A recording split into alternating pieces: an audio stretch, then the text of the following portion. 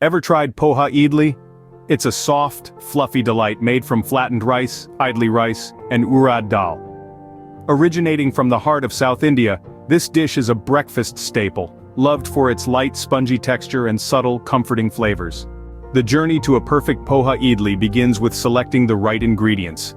Look for fresh, high-quality flattened rice, idli rice and urad dal. The magic unfolds when these humble ingredients transform into a delicately soft idli, a testament to the beauty of simplicity in cooking. Step 1. Soak the flattened rice and idli rice together in water for 4 to 5 hours. Do the same for urad dal in a separate bowl. This process softens the grains and makes them easier to grind. Step 2. Grind the soaked urad dal into a smooth paste. Drain the soaked rice and grind them into a semi-coarse paste. The consistency of the batter is crucial. It should not be too thick or too thin. Remember, the smoother the urad dal paste, the softer the idlis. Step 3. Mix the urad dal and rice paste together.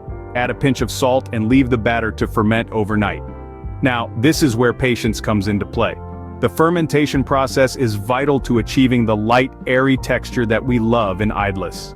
Step 4. After the fermentation, gently stir the batter. Pour it into greased idli molds and steam them for 10 to 12 minutes. And voila, your Poha idlis are ready to relish. Serve these fluffy idlis with coconut chutney and sambar. The richness of the coconut, the tanginess of the sambar paired with the soft idlis creates a symphony of flavors that is hard to resist. To recap, the key steps to making Poha Idly are soaking the ingredients, grinding them into a paste, fermenting the batter, and finally, steaming the idlis. The result? A plate full of warm, fluffy Poha Idlis that are a joy to eat. Whether you're a seasoned cook or a beginner, this recipe is a breeze to follow. The steps are simple, but the result is nothing short of extraordinary.